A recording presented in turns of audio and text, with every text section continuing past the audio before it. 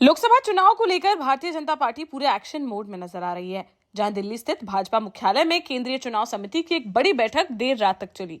जिसमें कई राज्यों के कुछ उम्मीदवारों को लेकर फैसला ले लिया गया है।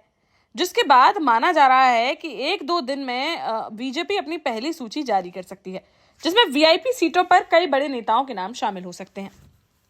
दरअसल गुरुवार को दिल्ली स्थित भाजपा मुख्यालय में केंद्रीय चुनाव समिति की बैठक हुई, जिसमें 17 राज्यों की 155 लोकसभा सीटों पर देर रात 11 बजे से तड़के सुबह करीब 4 बजे तक गहन मंथन हुआ।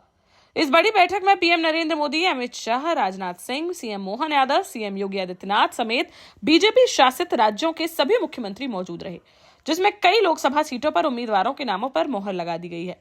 सूत्रों की माने तो पीएम मोदी को वाराणसी, अमित शाह को गांधीनगर, राजनाथ सिंह को लखनऊ, स्मृति ईरानी को अमेठी, ज्योतिरादित्य सिंधिया को ग्वालियर या फिर गुना शिवपुरी, शिवराज सिंह चौहान को भोपाल या विदिशा, गोपाल भार्गव को सागर और संबित पात्रा को ओडिशा के पुरा से टिकट दिया जा सकता है।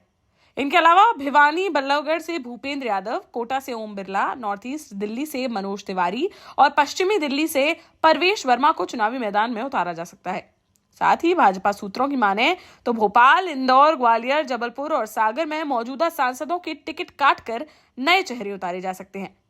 इस बार भाजपा लोकसभा चुनाव में सबसे ज्यादा महिला प्रत्याशी उतारने की तैयारी में है। बीजेपी के वरिष्ठ नेता ने बताया कि इस बार महिला प्रत्याशियों की संख्या पिछली बार से 33% ज्यादा होगी। ऐसे में बुंदेलखंड की चर्चित सीट टीकमगढ़ पर भारती आर्य का पलड़ा भारी पड़ता दिखाई दे रहा है, क्योंकि वर्तमान सांसद वीरेंद्र खटीक पिछले 7 बार से लगातार चुनाव जीतते आ रहे हैं, जिस पर उनकी टिकट कटने की संभावना कम ही बताई जा रही है। लेकिन इस बार भाजपा 28 में से 21 सांसदों का टिकट काटने की तैयारी में है और ऐसे में महिला प्रत्याशी का फॉर्मूला भी अपनाया गया तो वीरेंद्र खटीक की जगह भारती आर्य को मैदान में उतारा जा सकता है।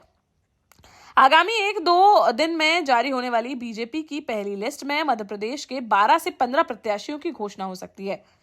वहीं उत्तर प्रदेश में बीजेपी अपने सहयोगी दलों को 6 सीटें छोड़ सकती है और लोकसभा की 80 सीटों में से बीजेपी 74 पर चुनाव लड़ती नजर आएगी,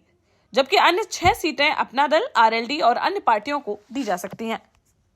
देश का जाना माना सैनफिन ग्रुप आपके लिए फिर लाया है झांसी में वास्तु के हिसाब से फ्लोर प्लान सहित एक शानदार टाउनशिप, जिसमें सुरक्षा की दृष्टि से सीसीटीवी, एक ही ग्रैंड गेट से एंट्री और एग्जिट, चौड़ी सड़कें, parking, car wash area, senior citizen and international fountain parks, swimming pool, gym, badminton, tennis आदि courts, school, hospital, shopping mart आदि कई सुविधाएं। इसीलिए तो हम झांसी में लोगों की पहली पसंद।